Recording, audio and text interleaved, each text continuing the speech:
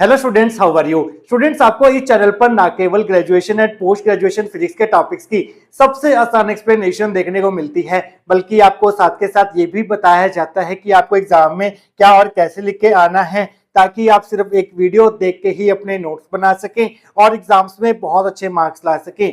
इसी कैटेगरी में आगे बढ़ते हुए आज हम बात करेंगे इलेक्ट्रिसिटी एंड मैग्नेटिज्म के एक और इम्पॉर्टेंट टॉपिक के बारे में, जिसका नाम है electric potential due to an arbitrary charge distribution. और इसी टॉपिक को हम मल्टीपोल एक्सपेंशन के नाम से भी जानते हैं। और इस क्वेश्चन को आपको एग्जाम में इस तरह से भी पूछा जा सकता है, find moment of charge distribution.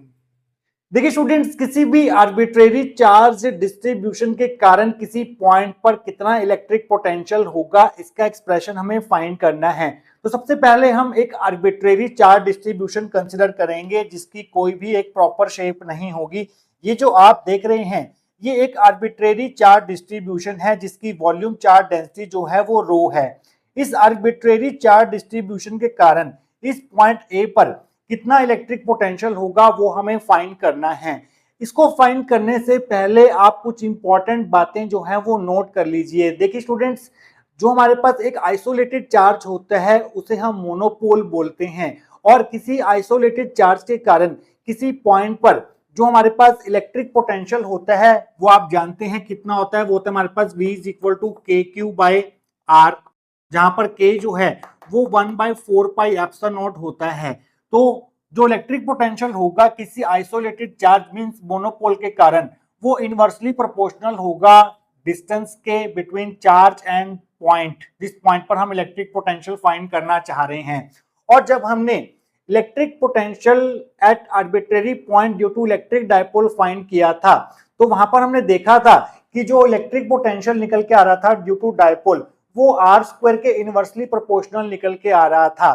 और जब हमने किसी क्वाड्रोपोल के कारण, क्वाड्रोपोल में हमारे पास 4 चार्जेस जो हैं वो एक स्क्वायर में अरेंज होते हैं।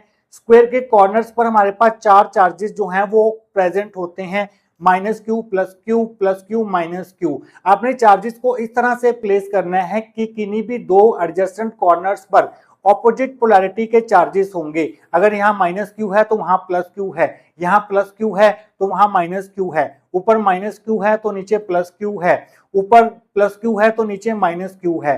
तो आपने कॉर्नर्स पर, एडजेसेंट कॉर्नर्स पर ऑपोजिट पोलैरिटी के चार्जेस लेने हैं। इस प्रकार के अरेंजमेंट को हम क्वाड्रोपोल बोलते हैं।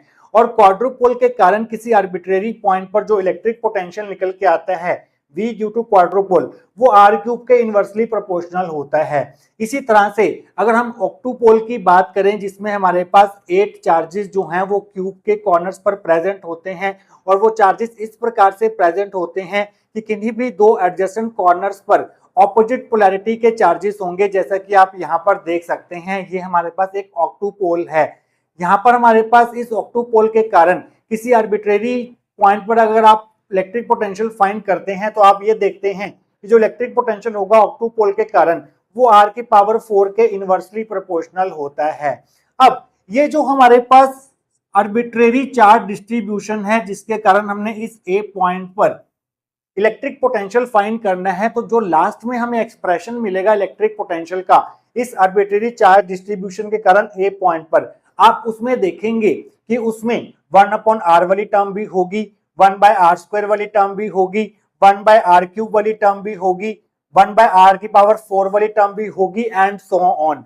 मींस जो इलेक्ट्रिक पोटेंशियल होगा इस आर्बिट्रेरी चार्ज डिस्ट्रीब्यूशन के कारण किसी आर्बिट्रेरी पॉइंट ए के ऊपर, उसमें हमारे पास मोनोपोल के कारण इलेक्ट्रिक पोटेंशियल भी होगा, डायपोल के कारण इलेक्ट्रिक पोटेंशियल वाली टर्म भी होगी, क्वाड्रुपोल के कारण इलेक्ट्रिक पोटेंशियल वाली टर्म भी होगी, ऑक्टोपोल के कारण इलेक्ट्रिक पोटेंशियल वाली टर्म भी होगी, एंड सो ऑन। मींस ये जो हमारा आर्बिट्रेरी चार्ज डिस्ट्रीब्यूशन है, इसे हम इक्विवेलेंट मान सकते हैं to a combination of monopole plus dipole plus quadrupole plus octopole and so on. तो ये चार्ज डिस्ट्रीब्यूशन जो है उसमें हमारे पास मोनोपोल भी होगा, डायपोल भी होगा, क्वाड्रोपोल भी होगा, ऑक्टोपोल भी होगा, एंड सो ऑन जो है हमें टर्म्स जो है वो देखने को मिलेंगी जब हम इसका फाइनल एक्सप्रेशन फाइंड करेंगे इस आर्बिट्रेरी चार्ज डिस्ट्रीब्यूशन के कारण ए पॉइंट के ऊपर। तो स्टूडेंट्स, ये फाइंड करने के लिए हम क्या करते हैं, एक कार्टेशियन कोऑर्डिनेट सिस्टम ले लेते हैं जिसका ओरिजिन यहाँ पर O है, ये एक्स एक्सिस है, ये हमारे पास जेड एक्सिस है, ये हमारे पास वाई एक्सिस है। हम मान लेते हैं O से लेके A तक का जो डिस्टेंस है वो R है, तो OA वेक्टर मींस जो पोजीशन वेक्टर होगा A पॉइंट का विद रिस्पेक्ट टू O वो R वेक्टर हो जाएगा। अगर आप इस आर्बिट्रेरी चार्ज डिस्ट्रीब्यूशन के कारण एक पॉइंट पर इलेक्ट्रिक पोटेंशियल फाइंड करना चाहते हैं तो सबसे पहले आपको किसी एक पॉइंट L के ऊपर इसका एक एलिमेंट्री वॉल्यूम एलिमेंट जो है वो कंसिडर करना होगा, स्मॉल वॉल्यूम एलिमेंट कंसिडर करना होगा जिसे हम डीवी से डिनोट करेंगे। पहले हम क्या करेंगे, इस एलिमेंट्री वॉल्यूम के कारण ए पॉइंट पर इलेक्ट्रिक पोटेंशियल फाइंड करेंगे, फिर जो हमें एक्सप्रेशन मिलेगा उसे हम इंटीग्रेट कर देंगे तो हमें इस आर्बिट्रेरी चार्ज डिस्ट्रीब्यूशन के कारण ए पॉइंट पर कितना इलेक्ट्रिक पोटेंशियल होगा वो हमें मिल जाएगा। हम मान लेते हैं कि ओ से लेके एल पॉइंट तक का जो पोजीशन वेक्टर है वो आर वेक्टर है, एल से लेके ए पॉइंट तक का जो पोजीशन वेक्टर है वो R1 वेक्टर है और ये वाला एंगल जो है वो हमारे पास थीटा है। तो डायग्राम आपको एग्जाम में ये बनाना है। आइए देखते हैं कि अगर एक क्वेश्चन आपको एग्जाम में पूछा जाता है तो इसकी थ्योरी को आप कहां से स्टार्ट करके आएंगे, आइए अब वो देख लेते हैं। तो स्टूडेंट्स आप हेडिंग बना लीजिए electric potential due to an arbitrary charge distribution, और इसी टॉपिक को हम मल्टीपोल एक्सपेंशन बोलते हैं। मल्टीपोल एक्सपेंशन इसे हम क्यों बोलते हैं, क्योंकि जो हमारे पास इस पॉइंट पर इस आर्बिट्रेरी चार्ज डिस्ट्रीब्यूशन के कारण इलेक्ट्रिक पोटेंशियल निकल के आएगा उसमें मोनोपोल वाली टर्म भी होगी, मींस उसमें 1/r वाली टर्म भी होगी, उसमें पोटेंशियल ड्यू टू डायपोल वाली टर्म भी होगी, मींस 1/r² वाली टर्म भी होगी, उसमें पोटेंशियल ड्यू टू क्वाड्रुपोल वाली टर्म भी होगी, मींस 1/r³ वाली टर्म भी होगी, उसमें ऑक्टोपोल के कारण जो इलेक्ट्रिक पोटेंशियल होता है उस वो वाली टर्म भी होगी, मींस उसमें 1/r⁴ वाली टर्म भी होगी एंड सो ऑन। मींस यहाँ पर हमारे पास ये चार्ज डिस्ट्रीब्यूशन जो है वो इक्विवेलेंट होने वाला है to a combination of monopole, dipole, quadrupole, octopole and so on. इसलिए इसे हम बोलते हैं मल्टीपोल एक्सपेंशन। मल्टी मींस बहुत सारे पोल्स हमें यहाँ पर देखने को मिलेंगे। ये आर्बिट्रेरी चार्ज डिस्ट्रीब्यूशन जो है वो इक्विवेलेंट होगा to a combination of monopole plus dipole plus quadrupole plus octopole and so on, इसलिए हम इसे बोलते हैं मल्टीपोल एक्सपेंशन। और इस टॉपिक का दूसरा नाम ये भी है, ये क्वेश्चन जो है आपको इस तरह से पूछा जा सकता है, मोमेंट्स ऑफ चार्ज डिस्ट्रीब्यूशन। इस टॉपिक का नाम मोमेंट्स ऑफ चार्ज डिस्ट्रीब्यूशन क्यों है, क्योंकि इस आर्बिट्रेरी चार्ज डिस्ट्रीब्यूशन के कारण जो ए पॉइंट पर इलेक्ट्रिक पोटेंशियल निकल के आएगा उसमें हमारे पास मोनोपोल मोमेंट भी होगा, डाइपोल मोमेंट भी होगा, क्वाड्रुपोल मोमेंट भी होगा, ऑक्टोपोल मोमेंट भी होगा। इसलिए हम इसे चार्ज डिस्ट्रीब्यूशन के मोमेंट्स टॉपिक के नाम से भी जानते हैं। तो स्टूडेंट्स आइए देखते हैं इसमें आप क्या लिखेंगे। Consider an arbitrary charge distribution of volume charge density rho as shown in figure. तो सबसे पहले आपको एक इरेगुलर शेप का आर्बिट्रेरी चार्ज डिस्ट्रीब्यूशन लेना है जिसकी वॉल्यूम चार्ज डेंसिटी जो है वो हमारे पास रो है, जैसा कि आपको यहाँ पर फिगर में दिखाया गया है। We wish to calculate electric potential at arbitrary point A having position vector R vector. हमने इस आर्बिट्रेरी चार्ज डिस्ट्रीब्यूशन के कारण ए पॉइंट पर इलेक्ट्रिक पोटेंशियल फाइंड करना है और ए वेक्टर का ओरिजिन के रिस्पेक्ट में जो पोजीशन वेक्टर है वो आर वेक्टर है, मींस ओ ए वेक्टर जो है वो आर वेक्टर होगा और ओ ए का जो मैग्नीट्यूड होगा वो सिंपली कैपिटल आर के बराबर होगा। Take an elementary volume dV located at point L having position vector R vector. तो स्टूडेंट्स अगर आपको ए पॉइंट पर इस आर्बिट्रेरी चार्ज डिस्ट्रीब्यूशन के कारण इलेक्ट्रिक पोटेंशियल फाइंड करना है तो सबसे पहले आपको इसका एक एलिमेंट्री वॉल्यूम क्यूब की फॉर्म में एल पॉइंट पर कंसिडर करना होगा और इस एलिमेंट्री वॉल्यूम को हम नाम देंगे डीवी। पहले आपको इस एलिमेंट्री वॉल्यूम के कारण ए पॉइंट पर इलेक्ट्रिक पोटेंशियल फाइंड करना होगा, फिर जो आपको एक्सप्रेशन मिलेगा उसे आप इंटीग्रेट कर देंगे तो आपको इस पूरे आर्बिट्रेरी चार्ज डिस्ट्रीब्यूशन के कारण ए पॉइंट पर इलेक्ट्रिक पोटेंशियल का एक्सप्रेशन जो है वो मिल जाएगा। इस एल पॉइंट का जो पोजीशन वेक्टर है ओ के रिस्पेक्ट में वो आर वेक्टर है, मींस यहाँ पर आप लिखेंगे ओ एल वेक्टर जो है वो आर वेक्टर है, तो ओ एल वेक्टर का मैग्नीट्यूड ओ एल जो है वो आर हो जाएगा। हम मान लेते हैं कि जो हमारा एल ए वेक्टर है वो R1 वेक्टर है, तो एल ए का मैग्नीट्यूड जो है हमारे पास R1 हो जाएगा। हम मान लेते हैं एंगल AOL जो है वो थीटा है, एंगल AOL जो है वो हमारे पास थीटा है। The charge contained in volume element dV is equal to dQ is equal to rho dV। देखिए स्टूडेंट्स इस छोटे से एलिमेंट्री वॉल्यूम में कितना चार्ज जो है वो हमारे पास कंटेन्ड होगा। वॉल्यूम चार्ज डेंसिटी का फॉर्मूला होता है हमारे पास चार्ज डिवाइड बाय वॉल्यूम। इसमें चार्ज जो है वो dQ होगा और इसका वॉल्यूम जो है वो dV है। तो by definition of volume charge density ये dQ बाय dV के बराबर होगा, तो यहाँ से dQ की वैल्यू आ जाएगी हमारे पास रो dV। V। तो स्टूडेंट्स इतना इलेक्ट्रिक चार्ज होगा इस एलिमेंट्री वॉल्यूम में, तो आप यहाँ पर लिखेंगे dq is equal to rho dV। The electric potential at P due to volume element dV is given as. अब इस छोटे से एलिमेंट्री वॉल्यूम के कारण P पॉइंट पर कितना इलेक्ट्रिक पोटेंशियल होगा उसे हम D कैपिटल V से शो करेंगे, और वो हम फाइंड करेंगे इस फॉर्मूला से जो हमें कहता है V जो है वो KQ बाय R के बराबर होता है। ये एलिमेंट्री वॉल्यूम इतना छोटा है कि इसे हम एक पॉइंट चार्ज की तरह मान सकते हैं, और पॉइंट चार्ज के कारण जो हमारे पास इलेक्ट्रिक पोटेंशियल का फॉर्मूला होता है वो होता है V is equal to K multiply charge multiply distance कितना है उस एलिमेंट्री वॉल्यूम का इस पॉइंट ए से, जो कि हमारे पास R1 है। तो आप यहाँ पर R की जगह R1 लेंगे, K कांस्टेंट है वो तो K ही रहेगा, और Q की जगह आप लेंगे dQ जो कि एलिमेंट्री वॉल्यूम में हमारे पास चार्ज है। तो dV की वैल्यू आ जाएगी हमारे पास K dQ by LA। LA हमारे पास R1 है और dQ की वैल्यू हमने रो dV निकाल रखी है, ये आप देख सकते हैं। तो dV जो है वो K rho dV by R1 आ गया। ये हमारी फर्स्ट इक्वेशन होगी जहां पर K जो है वो 1/4 पाई एप्सिलॉन नॉट के बराबर होता है। तो एलिमेंट्री वॉल्यूम के कारण P पॉइंट A पॉइंट पर, यहाँ पर आप A पॉइंट लिखेंगे क्योंकि हमने जो ऑब्जर्वेशन पॉइंट लिया है वो A पॉइंट लिया है। तो A पॉइंट पर इस एलिमेंट्री वॉल्यूम के कारण जो हमारे पास इलेक्ट्रिक पोटेंशियल होगा वो इतना होगा। The electric potential at A due to whole of any arbitrary charge distribution can be obtained by integrating equation 1 both sides. अब अगर आपको इस पूरे आर्बिट्रेरी चार्ज डिस्ट्रीब्यूशन के कारण A पॉइंट पर इलेक्ट्रिक पोटेंशियल फाइंड करना है तो आपको इस इक्वेशन 1 को दोनों तरफ इंटीग्रेट करना होगा। मींस अगर आप electric potential due to volume element को इंटीग्रेट कर देते हैं तो आपको इस पूरे आर्बिट्रेरी चार्ज डिस्ट्रीब्यूशन का इलेक्ट्रिक पोटेंशियल मिल जाएगा A पॉइंट पर। तो आपको सिंपली दोनों तरफ इंटीग्रेशन का साइन लगाना है। Integration dV is equal to integration K rho dV by R1। dV का इंटीग्रेशन जो है वो V हो जाएगा। So V is equal to K हम बाहर ले लेते हैं, इंटीग्रेशन 1/R1 को अलग से लिख देते हैं, रो dV ये हमारी सेकंड इक्वेशन होगी। तो स्टूडेंट्स अब हमें क्या करना है, इस 1/R1 की वैल्यू निकालनी है, और 1/R1 की वैल्यू निकालने से पहले आपको R1 फाइंड करना होगा। R1 की वैल्यू को आप रेसिप्रोकल कर देंगे तो आपको 1/R1 की वैल्यू मिल जाएगी। R1 हमारे पास कौन सी ट्रायंगल में है, R1 हमारे पास इस AOL ट्रायंगल में है। तो इस ट्रायंगल को हम अलग से बना देते हैं AOL। O से लेके A तक का जो डिस्टेंस है, O से लेके A तक का डिस्टेंस वो कैपिटल R है। L से लेके A तक का जो डिस्टेंस है वो R1 है, और O से लेके L तक का जो डिस्टेंस है वो R है, और एंगल AOL जो है हमारे पास वो थीटा है। तो थीटा हमने यहाँ पर बना लिया है।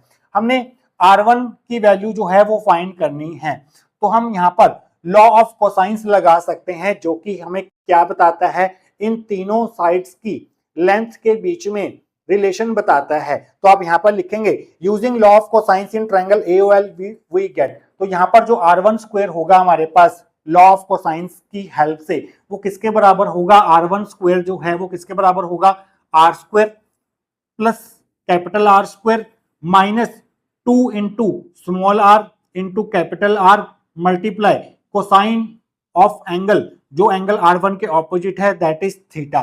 तो यहाँ पर लॉ ऑफ कोसाइंस के अकॉर्डिंग जो हमारे पास R1 स्क्वायर होगा, R1 स्क्वायर जो होगा वो किसके बराबर होगा, capital R square plus small r square minus twice of R multiply cosine of वो एंगल लेना है आपको जो R1 के ऑपोजिट है, जो कि हमारे पास थीटा है यहाँ पर। तो यहाँ से हम क्या करते हैं, तीनों में से R स्क्वायर कॉमन ले लेते हैं। तो R1 स्क्वायर जो है वो R स्क्वायर अंदर आ जाएगा 1 plus R square by R square minus 2RR by capital R square cos theta. तो एक R से एक R कैंसिल हो जाएगा।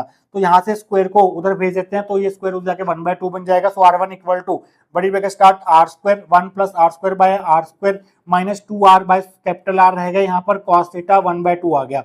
ये R स्क्वायर जो है वो 1/2 से 2 से पावर 2 कैंसिल हो जाएगी, तो R बाहर आ जाएगा। So R1 equal to R, और अंदर वाली टर्म को हम इस तरह से लिख देंगे 1, इन दोनों टर्म्स को एक ब्रैकेट में डाल देंगे, 1 plus R square by R square minus 2R by capital R cos theta की पावर 1/2 हमारे पास यहाँ पर रहेगी। तो स्टूडेंट्स ये R1 की वैल्यू आ चुकी है, हमें क्या करना है, हमें 1/R1 की वैल्यू निकालनी है। तो मीन्स हमें इसका रेसिप्रोकल करना होगा, उसे सिंप्लीफाई करना होगा, उसे सिंप्लीफाई करके 1/R1 की वैल्यू को यहाँ पर पुट करेंगे तो हमें फाइनल एक्सप्रेशन मिल जाएगा V का, मीन्स इलेक्ट्रिक पोटेंशियल हमें मिल जाएगा इस आर्बिट्रेरी चार्ज डिस्ट्रीब्यूशन के कारण A पॉइंट पर, और वो हम फाइंड करेंगे नेक्स्ट सेक्शन के अंदर। तो स्टूडेंट्स लास्ट सेक्शन में हम R1 की वैल्यू को यहां तक फाइंड कर चुके थे। इक्वेशन 1 में हमें 1/r1 की वैल्यू चाहिए थी, तो अब हम क्या करेंगे, दोनों तरफ रेसिप्रोकल करेंगे। तो r1 का रेसिप्रोकल हो जाएगा 1/r1, कैपिटल R का रेसिप्रोकल हो जाएगा 1/R। और इस पूरी टर्म का रेसिप्रोकल करने का मतलब ये है कि जो पावर प्लस की है, +1/2 है, उसे आपने पावर -1/2 कर देना है, पावर का साइन चेंज कर देना है, मींस आपने इसका रेसिप्रोकल कर दिया है। 1 + r² - 2r/r cos थीटा की पावर -1/2 हो जाएगा। तो स्टूडेंट्स ये हमारे पास 1/r1 आ गया, बट अभी हमें इस 1 प्लस समथिंग की पावर -1/2 को सॉल्व करना है, और इसे हम सॉल्व करेंगे by the use of binomial theorem. हमें पता है 1 + x की पावर n की एक्सपेंशन क्या होती है, 1 + nx + nn - 1/2 factorial x² plus so on. यहाँ पर हमारे पास x ये होगा और n हमारे पास ये होगा। तो इस बायनोमियल एक्सपेंशन में इस x की जगह पर आप ये पुट कर दीजिए और n की जगह पर यहाँ पर -1/2 पुट कर दीजिए। तो आप लिखेंगे यूजिंग 1 + x की power n is equal to 1 + nx + nn - 1/2 factorial x² plus so on. In RHS of equation 3 we get, आपको इस यहाँ पर पुट करना है ये वाला फॉर्मूला। तो आप लिखेंगे 1/r1 is equal to 1/r 1, देखिए यहाँ पर देखिए 1 प्लस आ गया n हमारे पास है -1/2 इस x की जगह पर हमारे पास ये पूरी टर्म आ जाएगी r² - 2r/r cos theta, plus यहाँ पर है हमारे पास n है हमारे पास -1/2, यहाँ पर है n -1/2, साथ में है -1 आ गया नीचे 2 फैक्टोरियल, और साथ में हमारे पास है x², मींस इसका स्क्वायर करना पड़ेगा r² - 2r/r cos थीटा का square plus up to so on. अब हमें इसे थोड़ा सिंप्लीफाई करना है, तो आपको क्या मिलेगा, 1/r1 is equal to 1/r1। अब -1/2 को इन दोनों से मल्टीप्लाई करो तो आपको मिलेगा -r² 2r², माइनस हो जाएगा plus 1/2 into 2r/r cos theta. इस 2 से ये वाला 2 जो है वो कैंसिल हो जाएगा।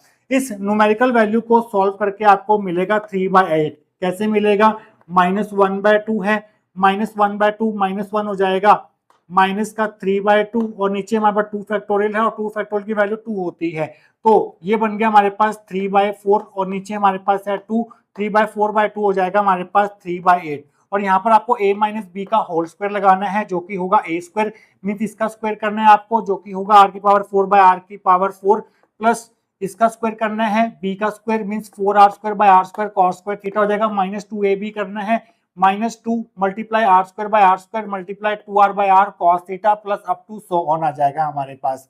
तो स्टूडेंट्स नेक्स्ट स्टेप में आप क्या करेंगे, हम सिर्फ r² वाली टर्म तक ही रखेंगे।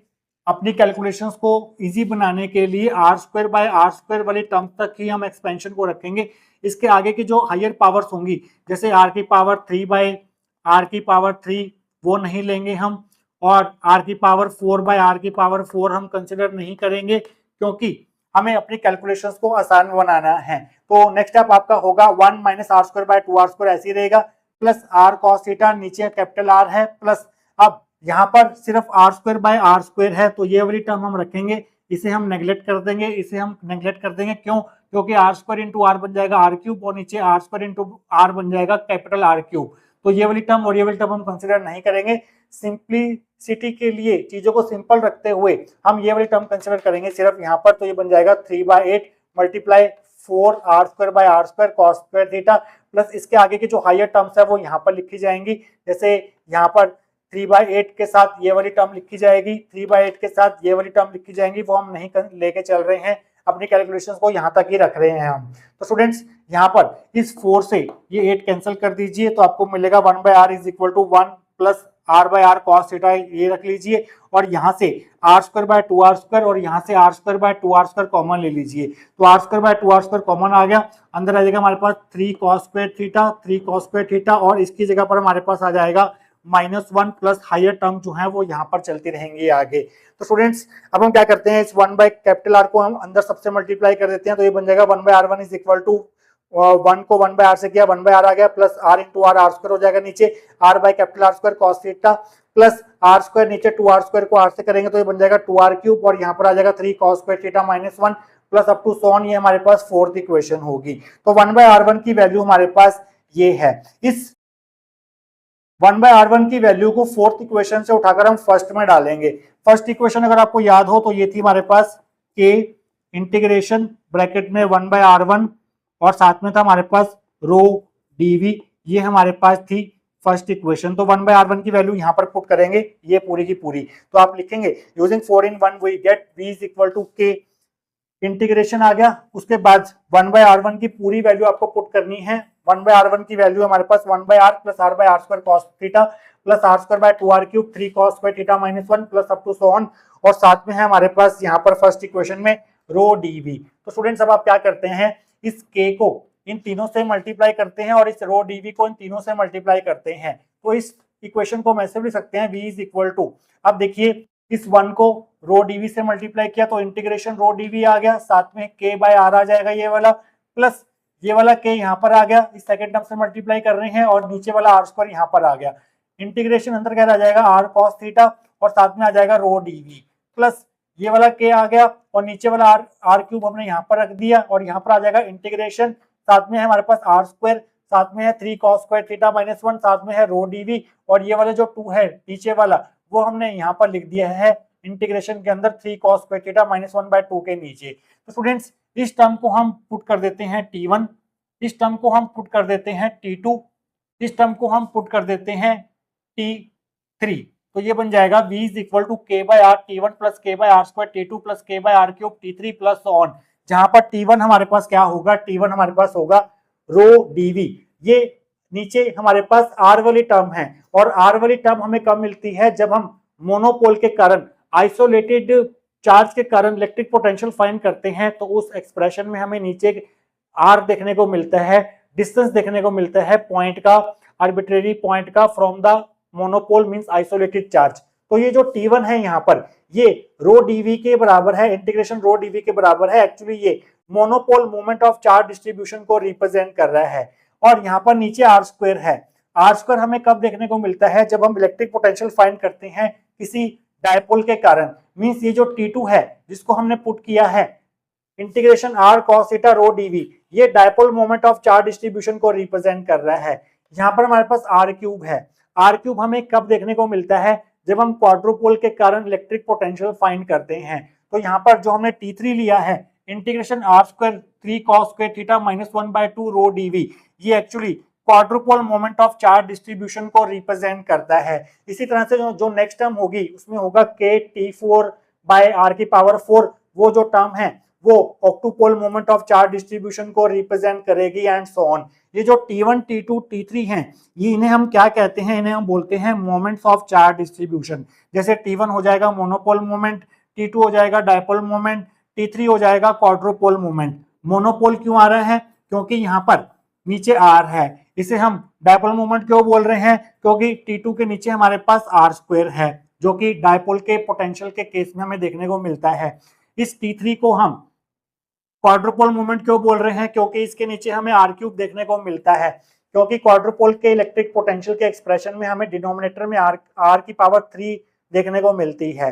तो यहाँ पर हमने इस चार्ज डिस्ट्रीब्यूशन के मोमेंट जो हैं वो फाइंड कर लिए हैं, t1 t2 t3 and so on. t1 monopole moment होगा, t2 डायपोल मोमेंट होगा, t3 जो है वो क्वाड्रुपोल मोमेंट होगा एंड सो ऑन। तो स्टूडेंट्स इस फिफ्थ इक्वेशन को हम ऐसे भी लिख सकते हैं, v is equal to k की वैल्यू पुट कर देते हैं 1/4 pi epsilon naught t1 by r, plus k की वैल्यू पुट कर देते हैं 1/4 pi epsilon naught t2 by r square हो जाएगा, प्लस 1/4 पाई एप्सिलॉन नॉट, इस k की वैल्यू पुट कर दी और यहाँ पर आ जाएगा t3 by r cube and so on.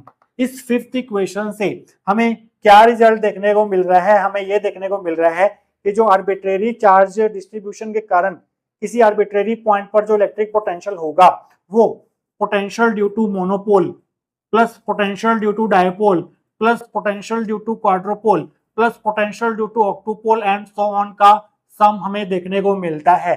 तो इसीलिए इस टॉपिक को हम क्या बोलते हैं, मल्टीपोल एक्सपेंशन बोलते हैं, क्योंकि जो हमारा आर्बिट्रेरी चार्ज डिस्ट्रीब्यूशन है वो as a combination of monopole, dipole, quadrupole, octopole की तरह बिहेव कर रहा है। तो ये लाइंस वर्डिंग की फॉर्म में आप कैसे लिखेंगे, और लास्ट में इस टॉपिक से रिलेटेड एक इंपॉर्टेंट डायग्राम हमें बनाना है, वो हम डिस्कस करेंगे नेक्स्ट सेक्शन के अंदर। तो स्टूडेंट्स लास्ट सेक्शन में हमने आर्बिट्रेरी चार्ज डिस्ट्रीब्यूशन के कारण किसी एक्सटर्नल पॉइंट ए के ऊपर कितना टोटल इलेक्ट्रिक पोटेंशियल होगा उसका एक्सप्रेशन फाइंड कर लिया था। V is equal to 1/4πε0 T1/r plus 1/4πε0 T2/r² plus 1/4πε0 T3/r की पावर 3 प्लस सो ऑन। ये हमारी फिफ्थ इक्वेशन थी।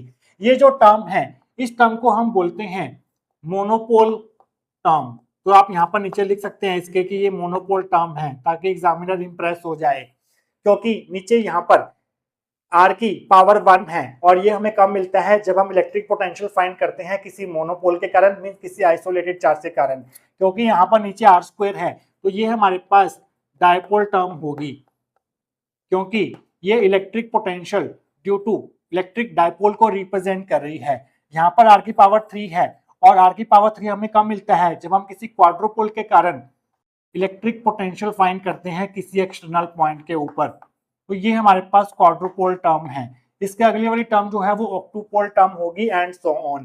तो स्टूडेंट्स यहाँ से क्या कंक्लूजन निकला कि जो हमारे पास इलेक्ट्रिक पोटेंशियल होगा किसी एक्सटर्नल पॉइंट पर due to arbitrary charge distribution वो किसके बराबर होगा, वो होगा sum of potential due to monopole, potential due to dipole, potential due to quadrupole, potential due to octopole and so on. तो आप यहाँ पर लाइन लिखेंगे this electric potential at an external point due to an arbitrary charge distribution can be expressed as the sum of potential due to monopole, dipole, quadrupole and so on. तो जो electric potential होता है arbitrary charge distribution के कारण किसी point पर, वो सम होता है किस किस का सम होता है, वो potential due to monopole means potential due to isolated charge, potential due to dipole, potential due to quadrupole, potential due to octopole and so on का।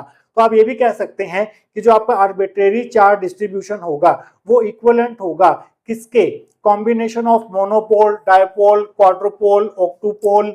ये हमारा क्वाड्रोपोल है, मींस जो आपका चार्ज डिस्ट्रीब्यूशन है वो मोनोपोल भी होंगे, उसमें डायपोल भी होंगे, क्वाड्रोपोल भी होंगे, ऑक्टोपोल भी होंगे। और ये सभी के सभी monopole, dipole, quadrupole, octopole and so on इस आर्बिट्रेरी चार्ज डिस्ट्रीब्यूशन के कारण किसी पॉइंट पर कितना इलेक्ट्रिक पोटेंशियल होगा उसमें कंट्रीब्यूट करेंगे। तो आप यहाँ पर लिखेंगे we can say that an arbitrary charge distribution is equivalent to a combination of monopole, dipole, quadrupole and so on। तो आप ये डायग्राम बना देंगे, आर्बिट्रेरी चार्ज डिस्ट्रीब्यूशन बनाएंगे जिसका वॉल्यूम चार्ज डेंसिटी रो था, ये इक्विवेलेंट टू होगा सम ऑफ मोनोपोल। मोनोपोल को हम आइसोलेटेड चार्ज से शो करते हैं, यहाँ पर आप प्लस क्यू लिख सकते हैं। और ये हमारे पास डायपोल है जिसमें हमारे पास टू इक्विवेलेंट ऑपोजिट चार्जेस होंगे, minus Q and plus Q, जो कि स्मॉल डिस्टेंस से सेपरेटेड होंगे। ये हमारे पास क्वाड्रोपोल होगा जिसमें चार्जेस जो हैं स्क्वायर के कॉर्नर्स पर प्रेजेंट होंगे और एडजेसेंट कॉर्नर्स पर आपको ऑपोजिट चार्जेस रखने हैं। जैसे यहाँ पर अगर माइनस क्यू रखा है तो यहाँ पर प्लस क्यू रखेंगे, यहाँ माइनस क्यू रखा है तो आपको यहाँ प्लस क्यू रखना होगा, यहाँ प्लस क्यू रखा तो यहाँ माइनस क्यू रखना पड़ेगा। और आप चेक कर सकते हैं किन्हीं भी दो कॉर्नर्स पर जो चार्जेस हैं वो ऑपोजिट चार्जेस हैं। ऑक्टोपोल में आप एक क्यूब लेते हैं और उसके कॉर्नर्स पर चार्जेस को प्लेस करते हैं, इस तरह से प्लेस करते हैं कि कॉर्नर्स एडजेसेंट कॉर्नर्स पर चार्जेस की जो पोलैरिटी होगी वो ऑपोजिट होगी। अगर यहाँ माइनस क्यू है तो यहाँ प्लस क्यू है, यहाँ माइनस क्यू है तो इसके एडजेसेंट कॉर्नर पर चार्ज प्लस क्यू है, यहाँ प्लस क्यू है तो इसके एडजेसेंट कॉर्नर पर चार्ज जो है वो माइनस क्यू होगा। नीचे भी आप देख सकते हैं यहाँ प्लस क्यू है तो यहाँ माइनस क्यू है, यहाँ माइनस क्यू है तो यहाँ प्लस क्यू है, यहाँ प्लस क्यू है तो यहाँ माइनस क्यू है, यहाँ प्लस क्यू है तो यहाँ माइनस क्यू है।